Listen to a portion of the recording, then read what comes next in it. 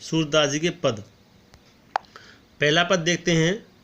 सूरदास जी यहाँ पर देखिए, आप अगर चाहते हैं कि इसे काव्य को आपको काव्य पाठ में सुनाया जाए तो आप मुझे कमेंट से बताएं, मैं काव्य पाठ के द्वारा प्रस्तुत कर दूंगा। लेकिन अभी मैं आपको सरल भाषा में समझाने का प्रयास करता हूँ। सूरदास जी यहाँ वंदना कर रहे हैं और देखिए ये चीज़ बताऊँगा मैं आपको, यहाँ शब्दों के अर्थ बताऊँगा मैं आपको, संदर्भ, प्रसंग, व्याख्या और काव्य के सौंदर्य और कठिन शब्दों के अर्थ। यानी आपको अन्य किसी स्रोत को से सीखने की आवश्यकता नहीं रह जाएगी अगर आपने ये पूरा वीडियो ध्यान से देखा सुना तो। और वीडियो को स्किप करके ना देखा करें, पूरा वीडियो देखा करें, अंत तक देखा करें, ठीक है। तो चलिए शुरू करते हैं। चरण कमल बंदौ हरे राई। देखिए ये जो पद हैं ये सूरदास जी की जो कृति है, सूरदास जी की रचना है सूर सागर, उससे ये संकलित हैं पुस्तक में, ठीक है। सूर सागर से लिए गए हैं ये। तो अब हम बात करते हैं कि चरण कमल बंदौ हरे राई। चरण कहते हैं पैरों को, कमल माने कमल, अर्थात कमल के समान चरणों की क्या करते हैं, वंदौ हरे राई, मैं वंदना करता हूँ। हरे राई, हरे राई कृष्ण भगवान के लिए प्रयोग हुआ, श्री कृष्ण के लिए। मैं श्री कृष्ण के कमल रूपी चरणों की वंदना करता हूँ, ठीक है। जाकी कृपा पंगु गिर लंघे, अंधे को सब कुछ दर्शाई।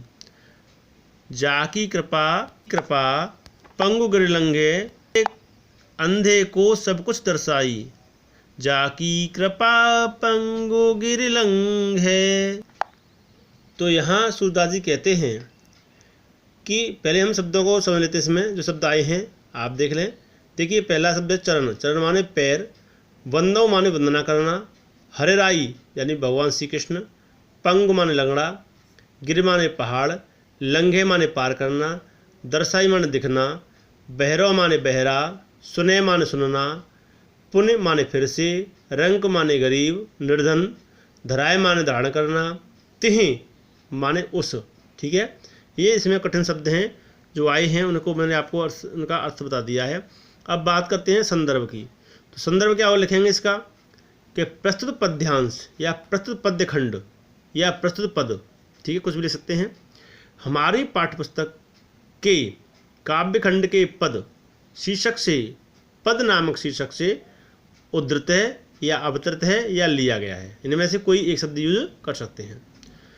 और यह सूरदास जी द्वारा रचित उनके महाकाव्य सूर सागर से लिया गया है, ठीक है। इस प्रकार से ये आपका क्या हो गया, संदर्भ हो गया, ठीक है।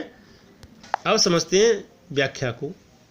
श्री कृष्ण जी के परम भक्त, एक प्रसंग और बता देता हूँ मैं आपको।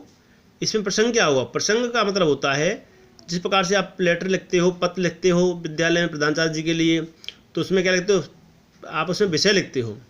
तो इसमें किस विषय के बारे में चर्चा की गई, किस बारे में चर्चा की गई, उसे कहते हैं प्रसंग। तो प्रस्तुत पद्य खंड में सूरदास जी ने भगवान श्री कृष्ण की महिमा का वर्णन किया है, ठीक है। और करते हुए, यानी दोबारा सुन लें, प्रस्तुत पद्य खंड में सूरदास जी ने प्रभु श्री कृष्ण की महिमा का वर्णन करते हुए उनके चरणों की वंदना की है, ठीक है। ये प्रसंग हो गया। अब करते व्याख्या कि जाकी कृपा पंगु गिर लंघे, यानी श्री कृष्ण के परम भक्त सूरदास जी भगवान श्री कृष्ण के कमल रूपी चरणों की महिमा का वर्णन या चित्रण करते हुए कहते हैं कि हे प्रभु, मैं आपके चरणों की वंदना करता हूँ। कैसे चरणों की, किन चरणों की, जो कमल के समान कोमल हैं, जिनकी महिमा अपरंपार है। अब जिनकी महिमा अपरंपार, आगे जाकी कृपा पंगु गिर लंघे, जिनकी कृपा से लंगड़ा व्यक्ति पर्वतों को उलांघ जाता है। अंधे को सब कुछ दर्शाई, अंधे को सब कुछ दिखाई देने लगता है। बहिरो सुने गूंग अपने बोले, बहरा सुनने लग जाता है और गूंगा बोलने लग जाता है फिर से। पुनः, पुण्य, पुण्य माने पुनः, दोबारा, ठीक है। और रंक चले सिर छत्र धराई, रंक यानी गरीब, गरीब व्यक्ति राजा बनकर अपने सिर पर राज छत्र धारण करके चलता है या राज छत्र धारण कर लेता है, ठीक है। सूरदास स्वामी करुणामय, करुणामय यानी करुणा के स्वामी, करुणा के अवतार, करुणा स्वरूप, ठीक है, करुणामय। सूरदास स्वामी करुणामय। सूरदास जी कहते हैं कि हे प्रभु, मैं आपकी कृपा से असंभव कार्य को भी संभव, मतलब वो कहना ये चाहते हैं कि हे प्रभु, आप ही कृपा से असंभव कार्य भी संभव हो जाता है, यानी जिनकी कृपा से सूरदास स्वामी करुणामय बार बार बंदों ते पाई। अर्थात सूरदास जी कहते हैं कि अतः ऐसे दया के सागर, ऐसे दयालु प्रभु श्री कृष्ण के चरणों की मैं बार बार वंदना करता हूँ। सुना गया। चरण कमल वंदं हरि राई, जाकी कृपा पंगु गिरि लंघे, जाकी कृपा पंगु गिरि लंघे, अंधे को सब कुछ दर्शाई, चरण कमल बंदं हरि राई।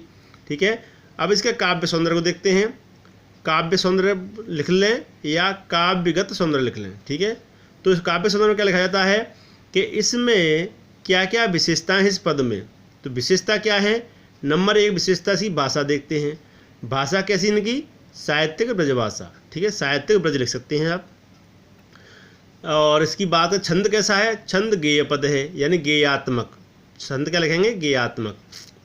रस कौन सा है इसमें? रस भक्ति है, भक्ति भावना से करें तो भक्ति रस हो गया इसमें। ठीक है, और शैली कौन सी है? शैली मुक्तक है।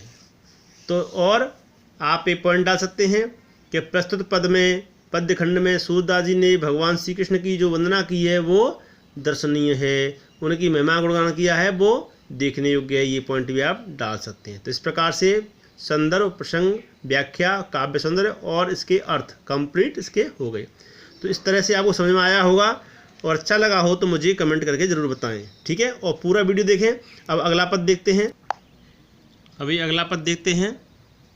ठीक है, अगला पद है अविगत गति कछु कहतन आवे, कि अविगत गत कछु कहतन आवे, अविगत गति कछु कहतन आवे, ज्यों गूंगे मीठे फल को रस, ज्यों गूंगे मीठे फल को रस, अंतर्गत ही भावे, अविगत गति कछु कहते न आवे, अविगत गति कछु कहते न आवे। तो यहाँ क्या कह रहे सूरदास जी? इसमें कुछ और अगला है, परम स्वाद सब ही सुनिरंतर, अमित तोष उपजावे, और मनवाणी को यगम अगोचर सो जाने जो पावे, और रूप रेख गुण जात जुगत बिनु, के रूप रेख गुण जात जुगत बिनु, निरालंबकित धावे रामा, अविगत गति कछु कहते न आवे, के सब विधि अगम विचार ही ताते, सूर सगुन पद गावे, राधे सूर सगुन पद गावे, ये अविगत गत कछु कहते न आवे। तो इसमें कुछ कठिन शब्द आए हैं, उनको देख लेते हैं एक बार। अविगत, अविगत कहते हैं अज्ञात या निराकार। ठीक है, तो गति, गति का माने दशा या स्थिति, दशा या स्थिति। ठीक है, आवे नहीं आती है, न आवे यानी नहीं आती है। अब दूसरा है गूंगे माने गूंगा, मीठे माने मीठा, फल माने फल, है ना। अंतर माने हृदय, अंतर क्या माने होता है? हृदय। परम स्वाद सब ही सुनिरंतर, परम स्वाद यानी अलौकिक आनंद, परम स्वाद माने अलौकिक आनंद। और अमित तोष, तोष माने संतोष, उपजा माने पैदा करता है, और अमित माने बहुत ज़्यादा यानी अत्यधिक। ठीक है, अगम जहाँ पहुँचना कठिन हो, अगोचर जो इंद्रियों की गति से परे हो, अर्थात इंद्रियों के द्वारा जिन्हें जाना नहीं जा सकता हो। निरालंब बिना किसी आधार के, निरालंब माने बिना किसी आधार के। नहीं दिख रहा हो तो किताब लेके बैठे हैं आप, ठीक है। और धावे माने दौड़ना, दौड़े या धावे। ताते माने इसलिए। सगुण माने सगुण ब्रह्म। सगुण कहते हैं जिसका कोई स्वरूप है, कोई छवि है, कोई आकार है। निर्गुण कहते हैं जिसका कोई आकार नहीं है, कोई छवि नहीं है, ठीक है। तो जैसे आपने देखा कबीरदास जी ने निराकार ब्रह्म की उपासना की है, ठीक है। तो अब देखते हैं अर्थ। तो संदर्भ सेम रहेगा, संदर्भ सभी पदों के लिए सेम रहेगा। प्रसंग की बात करते हैं तो प्रस्तुत जो पद्य खंड है, तो आप क्या लिखेंगे? प्रस्तुत पद्य खंड में सूरदास जी ने भगवान श्री कृष्ण के कमल रूपी सगुण रूप के प्रति अपनी भावना को व्यक्त किया है और इन्होंने निर्गुण ब्रह्म की आराधना को बहुत कठिन माना है और सगुण ब्रह्म की उपासना को उन्होंने सरल और सुगम बताया है और इसी का वर्णन इसमें सूरदास जी ने किया है। अब करते हैं इसकी व्याख्या। व्याख्या क्या लिखें कि अविगत्य गत्य कछु कहत न आवे। सूरदास जी कहते हैं कि निर्गुण ब्रह्म की आराधना करना कठिन है, दुष्कर है, ठीक है। उनकी गति जो है वो कहने में नहीं आती, अर्थात जो भगवान का स्वरूप है कैसा? अज्ञात, अविगत, यानी अज्ञात या निराकार। तो निराकार ब्रह्म है, उस स्वरूप के विषय में, उस स्वरूप के बारे में कुछ कहा नहीं जा सकता, क्योंकि जो निर्गुण ब्रह्म की उपासना के आनंद का कोई वर्णन व्यक्ति नहीं कर सकता, क्योंकि उसी प्रकार से जिस प्रकार से कि ज्यों गूंगे मीठे फल को रस, जिस प्रकार से गूंगा व्यक्ति मीठे फल के आनंद को हृदय में तो महसूस करता है लेकिन उसे बयान नहीं कर सकता, बता नहीं सकता। यानी जिस प्रकार से गूंगा व्यक्ति मीठे फल के स्वाद का अपने हृदय में तो बहुत ही आनंद अनुभव करता है, लेकिन वह उसको मुख से वर्णन नहीं कर सकता, अर्थात मौखिक नहीं बता सकता। उसी प्रकार अंतर्गत ही भाव, अंतर्गत मतलब हृदय में, भावे माने अच्छा लगता है, ठीक है, यानी उसे आनंद आता है। तो उसी प्रकार निर्गुण ब्रह्म के रूप में अर्थ को समझते हैं कि उसी प्रकार जो निर्गुण ब्रह्म है उसकी भक्ति के आनंद का अनुभव तो किया सकता है मन में, लेकिन उसे मुंह से बताया नहीं जा सकता, यानी मौखिक प्रकट नहीं किया जा सकता। यद्यपि निर्गुण ब्रह्म की प्राप्ति से क्या लिखा हुआ है इसमें कि परम स्वाद सब ही निरंतर, यानी उस फल का जो इस प्रकार से गूंगा व्यक्ति आनंद लेता है निरंतर, अमित तोष उपजा, उसे अमित मान अतुल्य, तोष मान आनंद, संतुष्टि प्राप्त होती है, यानी उसे अमित तोष की संतुष्टि प्राप्ति होती है।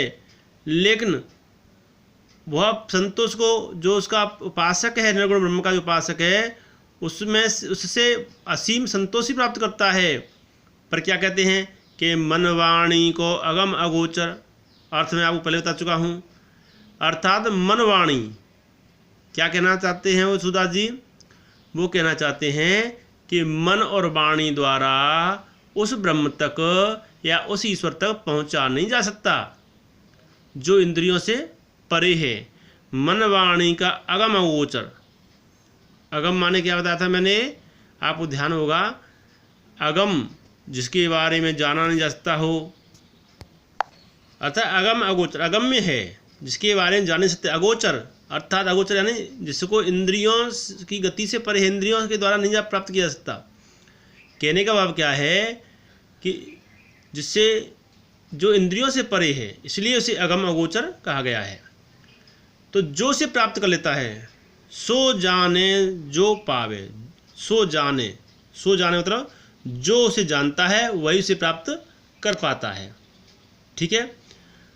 और आगे बढ़ते हैं कि मन वाणी को अगम अगोचर सो जाने सो पावे, आपने समझ लिया, ठीक है। तो इसके बारे में अब क्या कहते हैं, रूप रेख गुण मन वाणी, रूप रेख गुण जात जुगत बिनु, रूप रेख गुण जात जुगत बिनु, निरालंब कित धावे, निरालंब माने बिना आधार के, धावे माने दौड़े, किधर जाए, किसकी पूजा करे, किसकी स्तुति करे। तो सूरदास जी कहते हैं कि जिसका रूप रेख गुण जात जो, जिस ईश्वर का, जिस निर्गुण ब्रह्म का न कोई रूप है, न कोई आकृति है, और ना ही उसके गुणों का ज्ञान है, तो उस यानी जिससे हम उसे प्राप्त कर सकें, यानी ऐसे ईश्वर को हम कैसे प्राप्त कर सकते हैं। निरालंब धावे, अर्थात बिना आधार के हम किधर जाएं, किधर दौड़ें, ठीक है, अर्थात उसे किस प्रकार से प्राप्त करें बिना आधार के। तो क्या कहते हैं, सब विधि अगम विचारहि ताते सूरस गुण पद गावे, राम सूरस गुण पद गावे।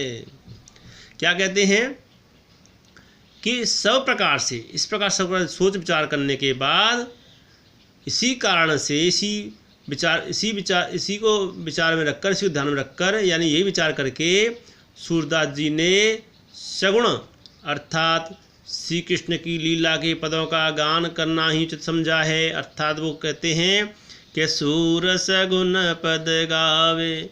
सूरदास जी के अर्थ सगुण भक्ति के वो क्या करते हैं, आराधना करते हैं, भगवान श्री कृष्ण के सगुण रूप का ध्यान करते हैं, इसलिए उनके पदों का गान करते हैं। अब करते हैं बात काव्यगत सौंदर्य की। तो भाषा सेम साहित्यिक ब्रज है, ठीक है, शैली मुक्तक है, ठीक है, छंद इसमें गेय पदन गीतात्मक है, रस भक्ति भी है और शांत भी, इसमें दूसरा रस भी जुड़ गया है, शांत रस, ठीक है। और अगम अगोचर मनवाणी ये जो है, इनमें क्या है, अनुप्रास अलंकार है, ठीक है। और इसमें ज्यों गूंगे मीठे फल को, ऐसे ज्यों गूंगे मीठे फल, तो इसमें कौन सा दृष्टांत अलंकार है, क्योंकि उन्होंने दृष्टांत दिया है। क्या कहते हैं कि जिस प्रकार से मीठे फल के माध्यम से मानव हृदय के भाव को प्रकट किया गया है, इसलिए यहाँ दृष्टांत अलंकार भी उपस्थित है, ठीक है। इस प्रकार से यहाँ पे भगवान श्री कृष्ण के सगुण रूप की क्या की है, वंदना की है, ठीक है। तो अब आगे देखते हैं, अगला पद है कि किलकत कान घुटर बन आवत, और मनमय कनक नंद के आंगन बिंब पकड़वे धावत, कवहु निरखि हरे आप छाह को कर सौ पकड़न चाहत, और किलक हंसत राजत द्वय दतियाँ पुन पुन तें अवगाहत, कनक भूमि पर कर पग छाया यह उपमा एक राजत। दिख रहा है आपको, नहीं दिख रहा तो किताब ले लें, ठीक है। यह उपमा एक राजत, और करे करे प्रतिपद प्रतिमन वसुधा, कि करे करे प्रतिपद प्रतिमन वसुधा, कमल बैठ की साजत रामा, किलकत कान घुटर वन आवत, और बाल दशा सुख निरख जसोदा, पुन पुन नंद बुलावत, ठीक है, कि पुन पुन नंद बुलावत। और अचरा तरले ढाक सूर के प्रभु को दूध पियावत, ठीक है, सूर के प्रभु को दूध पियावत, और किलकत कान घुटर आवत। अब इसकी व्याख्या समझते हैं। पहले शब्दार्थ देख रहे थे, कठिन कठिन शब्द कुछ आए हैं। एक तो आया है किलकत, यानी किलकारी मारना, ठीक है, घुटरो बने यानी घुटनों केवल, ठीक है। मनमय कहते हैं मणि से युक्त, कनक माने सोना, बिंब माने परछाई, पकड़वे माने पकड़ना, दतियाँ छोटे दांत, राजत सुशोभित, किलक खिलखिलाना, ठीक है। और अवगाहत, इसमें एक शब्द आया अवगाहत, तो अवगाहत का मतलब होता है दिखलाना, राजते का मतलब होता है सजाना, अचरा माने आचर आंचल, तर माने नीचे, निरख माने निरहारना। ध्यान है, तर कहा है मैंने, तर नहीं कहा, तर माने पेड़ हो जाएगा, तर माने नीचे, अचरातर है ना, अचरातर ले ढाक सूरक, ढाक माने ढकना, उड़ा करके उड़ाना, ठीक है। अब समझते इसका अर्थ। संदर्भ सेम रहेगा। प्रश्न क्या है कि प्रस्तुत पद्य खंड में सूरदास जी ने मणियुक्त आंगन में घुटनों के बल चलते हुए भगवान श्री कृष्ण के बालक रूप का वर्णन किया है, अर्थात घुटनों के बल चलते हुए बालक श्री कृष्ण की शोभा का बहुत ही सुंदर वर्णन किया है। क्या किया है? व्याख्या देखते हैं कि किलकत कान घुटरवन यावत। सूरदास जी कहते हैं कि श्री कृष्ण की बाल मनोवृत्ति का वर्णन करते हुए वो समझाते हैं कि बालक श्री कृष्ण किलकारी मारते हुए घुटनों के बल चल रहे हैं, किलकत कान घुटरवन यावत। और मणिमयन चलत नंद के आंगन, कनक नंद के आंगन, मणिमय कनक नंद के आंगन, अर्थात वो कहते हैं बाबा नंद के द्वारा बनाए गए मणियों से युक्त आंगन में बिंब पकड़े धावत। भगवान श्री कृष्ण बाल रूप में अपनी परछाई को देखकर उसे पकड़ने के लिए दौड़ लगाते हैं, ठीक है, यानी दौड़ने लगते हैं। क्यों? और क्या कहते हैं? कब होने रखे प्रभु आप छाह को, कभी प्रभु अपनी परछाई को देखते हैं।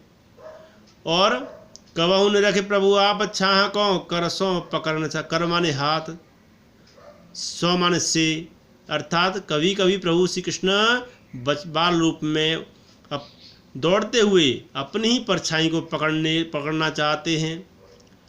और किलके हंसत रात द्वे दतियाँ, और किलकारी मारते हुए हंसते हैं।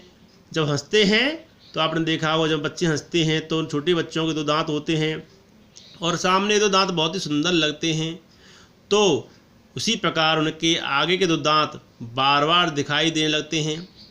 तो क्या लिखा है यहाँ पर कि यह उपमा एक राजत, तो यह क्या है? यह बहुत ही सुशोभित हो रहे हैं, वो बहुत ही सुंदर लग रही है। यह जो उपमा है बहुत ही शोभायमान लग रही है। राजत माने सुशोभित हो रहे होना, ठीक है। और कि किलक हंसत राज द्वतियाँ पुण्य पुण्य 3 अवगाहत लिखा हुआ है, तो बार बार दिखाई देते हैं, ठीक है। अवगाहत माने दिखलाना, अवगाहत माने दिखलाना। और कनक भूमि पर कर पग छाया, कनक स्वर्णमयी भूमि पर, सोने से सुंदर भूमि पर जो भगवान श्री कृष्ण के हाथ और पैरों की छाया है, वो सुंदर पृथ्वी पर ऐसे मानो जैसे सोने के फर्श पर ऐसा लग रहा है जैसे मानो प्रत्येक मणि में, यानी उनके जो हाथ हैं, यानी कनक भूमि पर कर पग छाया, यह उपमा यानी जो पृथ्वी है स्वर्णमयी, उस पर कर माने हाथ, पग माने पैरों की छाया बहुत सुंदर दिखाई देती है, अर्थात वह बहुत ही सुंदर लग रहे हैं। और आगे क्या लिखा है फिर कि कर कर प्रतिपद प्रति मन वसुधा कमल बैठकी साजत। ऐसा लग रहा है मानो श्री कृष्ण के हाथ पैरों की छाया उस पृथ्वी रूपी सोने के फर्श पर ऐसे लग रही है जैसे मानो प्रत्येक मणि में उनके बैठने के लिए पृथ्वी ने कमल रूपी आसन बिछा दिया हो या कमल रूपी आसन सजा दिया हो, या फिर ऐसे भी कह सकते हैं कि प्रत्येक मणि पर उनके कमल जैसे हाथ पैरों का प्रतिबिंब पड़ने से ऐसा लगता है कि पृथ्वी पर कमल के फूलों का आसन बिछ रहा हो, ठीक है। यानी करे कर प्रतिपन वसुधा कमल बैठकी साजते। और आगे 2 पंक्तियाँ कि बालदशा सुन निरखि यशोदा पुण्य नंद बुलावत। और श्री कृष्ण की बाल स्थिति को देख करके, बाल छवि को देख करके, बाल लीलाओं को देख करके माता यशोदा बहुत ही प्रसन्न हो रही हैं, और प्रसन्न होते हुए बाबा नंद को बार बार बुलाती हैं। पुण्य माने बार बार, नंद माने बाबा नंद, बुलावत में बुलाती हैं, निरख माने देख कर। अचरा तरले ढाक सूर के प्रभु को दूध प्यावत। और तभी माता यशोदा सूरदास जी के प्रभु बालक श्री कृष्ण को अपने आंचल से ढककर दूध पिलाने लगती हैं। जय हो बंसी वारे की, जय जय श्री राधे। अब भाषा की बात करें तो भाषा वही है ब्रज भैया। शैली कौन सी है? मुक्तक, ठीक है। और आप इसमें पॉइंट डाल सकते हैं कि प्रस्तुत पद में भगवान श्री कृष्ण की बाल छवि का बहुत ही सुंदर वर्णन किया गया है, ठीक है। रस कौन सा है इसमें? रस बदल गया है, वात्सल्य रस है। छंद वही गेय पद यानी गीतात्मक, ठीक है। और अलंकारों की बात करें तो इसमें किलकत कान और प्रतिपद वसुधा, प्रतिपद प्रतिमन वसुधा, इनमें क प और त, इनकी वर्णों की बार बार आवृत्ति होने के कारण यहाँ कौन सा हो गया है, अनुप्रास अलंकार हो गया है। ठीक है, अन्य भी अलंकार हैं इसमें, उपमा भी है, पुनरुक्ति भी है, पुण्य पुण्य, करे करे, है ना, एक ही शब्द बार बार हो गई तो इसलिए पुनरुक्त प्रकाश है, यानी पुनरावृत्ति हुई है। कनक भूमि, कमल बैठकी, इन शब्दों में क्या है, उपमा अलंकार हो गया। ठीक है, तो इस प्रकार से आपको ये समझ में आ गया होगा। अब अगला पद देखते हैं। अगला ये पद देखते हैं बच्चों कि मैं अपनी सब गाय चरे हो, प्रात होत बल के संग जय हो, तेरे कहे न रहे हो, ग्वाल बाल गायन के भीतर, ने कहु डर नहीं लागत, आज न सोवो नंद दुहाई, रहने रहेंगो जागत, और ग्वाल सब गाय चरे हैं, मैं घर बैठो रहे हो, सूर श्याम तो सोई रहो, अब प्रात जान दे में दे हो, प्रात जान में दे हो। तो इसमें कोई कठिन शब्द ज़्यादा नहीं है, थोड़ा देखते हैं। तो इसमें देखो, ये तो गाय, गाय कहते हैं गाय को, चरे हूँ माने चराना, बल माने बलराम, जय हूँ माने जाना, ने कहूँ माने तनिक, दुहाई माने सौगंध या शपथ, रेन माने रात, दे हूँ माने दूंगी, दे हूँ माने दूंगी, या गाय के माता सुधा के आई का शब्द प्रयोग हुआ इसमें, दे हूँ माने दूंगी। ठीक है, तो इसमें ज़्यादा कठिन शब्द नहीं है। तो आप देखें संदर्भ सेम रहेगा। प्रसंग क्या है इसमें, इस पद्य खंड में सूरदास जी ने भगवान श्री कृष्ण के स्वाभाविक जो बाल अट होता है, यानी बालकों का जो स्वाभाविक अट होता है, जिद होती है, उसका बहुत सुंदर चित्रण किया है, बहुत ही सुंदर चित्रण किया है। और जिसमें वे अपने बाल सखाओं के साथ अपनी गायों को चराने के लिए वन में जाने की माँ से क्या कर रहे हैं, जिद कर रहे हैं। ठीक है, ये प्रसंग है इसका। अब देखते व्याख्या।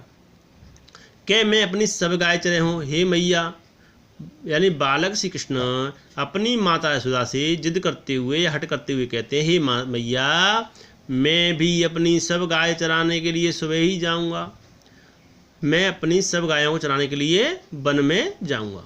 प्रातः काल, यानी प्रात होत बल के संग जय हो, तेरे कहे न रहे हूँ, मैं प्रात सवेरा होते ही, बल माने बलदाऊ भैया के साथ चला जाऊँगा, तेरी बात नहीं मानूंगा, मैं तेरे कहने से रुकूंगा नहीं, तू मुझे बहुत रोकती है मैया। क्यों, ये ब्रज भाषा है, ब्रज भाषा में तू बोलते थे मैया से। और क्या कहते हैं कि ग्वाल बाल गायने के भीतर, ने को डर नहीं लागत, मुझे ग्वाल और बाल, यानी मुझे ग्वाल वालों के साथ में, बाल सखाओं के साथ में मुझे तनिक, यानी जरा भी डर नहीं लगता है। ने को माने तनिक, जरा भी डर नहीं लगता। और आज मैं सोवो नंद दुहाई, और आज मैं बाबा नंद की नंद बाबा की सौगंध खाए कहता हूँ, कसम खाए कहता हूँ कि मैया, रेन रहूँगो जा, रेन मन रात्रि, रात भर जागता रहूँगा, सोऊंगा नहीं, मैं जागता रहूँगा। और क्या कहते हैं, और ग्वाल सब गाय चरे हैं, मैं घर बैठो रहे हूँ, सब तो गाय चराने के लिए जाएं, मैं घर कैसे बैठा रहूँगा, मैं घर नहीं बैठा रहूँगा, अर्थात मैं भी गायों को चराने के लिए जाऊँगा। ठीक है, तो जैसे ऐसे जब जिद कर रहे हैं तो ऐसी बात सुन करके माता यशोदा प्यार से क्या कहती हैं कि सूर श्याम तुम सोई रहो, और प्रात जान में दे हो। अपने बालक से कहती हैं माता यशोदा कि हे कृष्ण, मैं तुझे विश्वास के साथ कहती हूँ, तुझे विश्वास कर, तू मेरा विश्वास दिलाती हूँ मैं तुझको, हे पुत्र, अब तू सो जा, अब तुम सो जाओ, और सुबह होते ही, प्रातः होते ही मैं तुम्हें गाय चराने के लिए जाने दूंगी, अर्थात तुम्हें अवश्य साथ में उनके भेज दूंगी। ठीक है, ये व्याख्या अर्थ हो गया। अब देखते हैं काव्य गत सौंदर्य। इसमें भाषा वही व्रज सेम, ठीक है, और रस वात्सल्य है, इसमें छंद गेय पद है। और अलंकार की बात करें तो इसमें रेन रहूँगो, ग्वाल, जो रेन रहूँगो है ना, ग्वाल बाल, ग्वाल बाल, ल दोबारा आ गया, सूर श्याम, सूर में भी र आ गया और इसमें भी आ गया सूर श्याम, इसमें स और स दो बार आ गया। तो इस प्रकार से र ल स वर्ण की क्या हुई है, बार बार आए हैं, इसलिए कौन सा अलंकार है, अनुप्रास अलंकार है। और विशेष में आप ले सकते हो कि प्रस्तुत पद्य खंड में सूरदास जी ने भगवान श्री कृष्ण के बालहट का बहुत ही सुंदर वर्णन किया है, ये भी डाल सकते हो आप। ठीक है, अब लास्ट एक पद और देख लेते हैं, उसके बाद में सारे और पद आपको अगले वीडियो में मिलेंगे। लास्ट पद देखते हैं,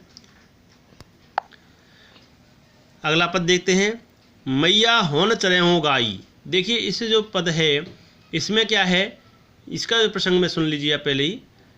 इसमें क्या है कि माता यशोदा ने माता यशोदा ने भगवान श्री कृष्ण द्वारा किए जाने वाले हट पर उन्हें वन भेज दिया। वन में तो भेज दिया, गाय चराने चले गए, लेकिन वन में जब उनके बाल सखाओं ने उन्हें परेशान किया और तो परेशान हो गए। तो उस परेशान होने के बाद जो स्थिति है, भगवान श्री कृष्ण लौटकर माता यशोदा से क्या कर रहे हैं, शिकायत कर रहे हैं। क्या कर रहे हैं, शिकायत कर रहे हैं। अब क्या कहते हैं, तो कि मैया होन चरे हो गाई, सिगरे ग्वाल घिरावत मोसो मेरे पाए पिराई, और जो पत्याय न पूछ बलदावी अपनी सोह दिवाई, यह सुने मात यशोदा ग्वाल ने गारी देती या रसाई, मैं पठवती अपने लड़का को आवे मन बहराई, और सूर श्याम मेरो अति बालक मारताय रिंगाई। रिंगाई कहते हैं भगा भगा के, घुमा घुमा के। ठीक है, रिंगाई माने घुमा घुमा रहे। अब कुछ शब्दों को देख लेते हैं, इसमें शब्द जो मिल रहे हैं। मैया माने माता, चरे हो माने चराऊँगा, गाय माने गाय, सिगरे माने सभी। ठीक है, हो माने मैं, पिराई माने दुखना, परेशान होना, पत्या है जो न पत्या है, पत्या कहते हैं विश्वास। ठीक है, विश्वास होना। तो अगर सोह माने सौगंध, पठवत माने भेजती हूँ, रिसाय माने गुस्सा, लड़का माने पुत्र या बेटा, ताहे माने उसे, रिंगाई माने घुमाकर। ठीक है, तो मैया होन चले हों गाई। तो भगवान श्री कृष्ण अपनी माता यशोदा से कहते हैं, हे मैया अब मैं गाय चराने के लिए नहीं जाऊंगा।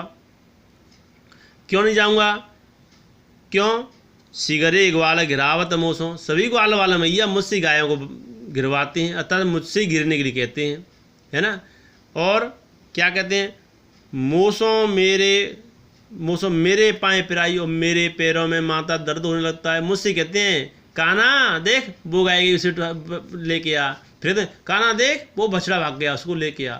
ऐसे बोल बोल के मुझे परेशान कर लेते हैं, इसलिए मैया मैं नहीं जाऊंगा। और जो न पत्याय पूछ बलदाव, हे मैया जो तुझे पत्याय मान विश्वास, अगर तुझे विश्वास नहीं होता है तो दे बलदाव भैया पूछ ले, अपनी सौंध दे, अपनी सौंध देकर पूछ ले भैया बलदाव भैया से, है ना। सब मुझे दौड़ा दौड़ा के परेशान कर लेते हैं, है ना। अगर तुम्हें विश्वास नहीं होता है तो भैया बलदाऊ से सौगंध दे ला करके पूछ लीजिए बलराम भैया से। ठीक है, और यह सुने माँ यशोदा ग्वाल ने, जब मैया यशोदा ने ये बात सब सुनी तो क्या कहते हैं, यह सुने माँ यशोदा ग्वाल ने गारी देती रसाई। और फिर माता तो माता होती है, बच्चे का दुख देख करके रुका नहीं गया, और मैया यशोदा क्रोधित हो गई, गुस्से में हो गई, और ग्वाल वालों को गाली देने लगती हैं, है ना। और क्या कहते, रिसाई माने गुस्से में आकर। ठीक है, मैं पठवती अपने लड़का को, लड़का माने पुत्र, अरे मैं तो भैया अपने पुत्र को इसलिए वन में भेज देती हूँ कि आवे मन बहराई, अपना मन बहला के आ जाए, अपना मन बहला ले, है ना। तो सूरदास जी क्या कहते हैं कि क्या कहते हैं कि सूर श्याम मेरो अति बालक मारताय रिंगाई। रिंगाई माने घुमा घुमा के, दौड़ा दौड़ा के मारते हैं, परेशान कर लेते हैं, है ना। क्या कहती हैं मैया कि मैं तो अपने पुत्र को वहाँ मन को बहलाने के लिए भेजती हूँ, लेकिन मेरा जो कृष्ण है, मेरा जो लाला है, मेरो अति बालक, मेरा जो प्यारा बच्चा है वो बहुत छोटा है, और ये ग्वाल वालों से इसे इधर उधर दौड़ा दौड़ा करके परेशान करते हैं। ऐसे तो सिर्फ लड़के को मेरे को मार ही डालेंगे, अर्थात परेशान कर डालेंगे भैया, इसलिए मैं अब कल से अपने बच्चे को नहीं भेजूँगी, है ना। चलो खैर, ये आपका व्याख्या भाग हो गया। अब बात करते हैं काव्य सौंदर्य की। देखिए बच्चों, एक बात काव्य सौंदर्य बताने से पहले कि अगर आपको मेरा पढ़ाना समझाना अगर ठीक लगा हो तो भी, नहीं लगा हो तो भी आप कमेंट करके मुझे ज़रूर बताएं, और इसे लाइक शेयर सब्सक्राइब ज़रूर किया अगर, इससे मेरा भी मनोबल बढ़ा करे और आपको अच्छे से पढ़ाने का प्रयास किया करूं। हाँ, एक बात है कि आपको दिखता नहीं होगा, मैं जानबूझ के ऐसा करता हूँ आपको दिखे नहीं।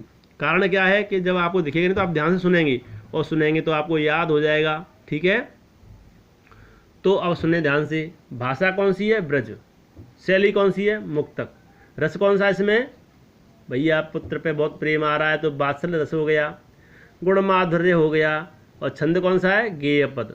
ठीक है, और अनुप्रास अलंकार तो भैया है ही इसमें, क्योंकि मोसों मेरे, पाए पिराई, ग्वालन गारी, ये कुछ शब्द आए इसमें। इसमें क्या है? इसमें मम, पप, ग, सस, इन शब्दों की बार बार आवृत्ति होने के कारण यह कौन सा अलंकार है? अनुप्रास अलंकार है। तो ये बहुत सुंदर पद हैं, आपको अच्छे लगे हों, अर्थ समझ में आ गया हो तो मुझे ज़रूर बताएं, और आगे पद के लिए आपको अगला वीडियो मिलेगा जल्दी। Thank you, best of the luck.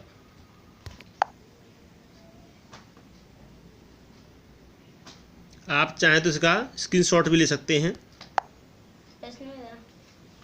मतलब नहीं हुआ। आप चाहें तो इसका स्क्रीनशॉट भी ले सकते हैं। ठीक है।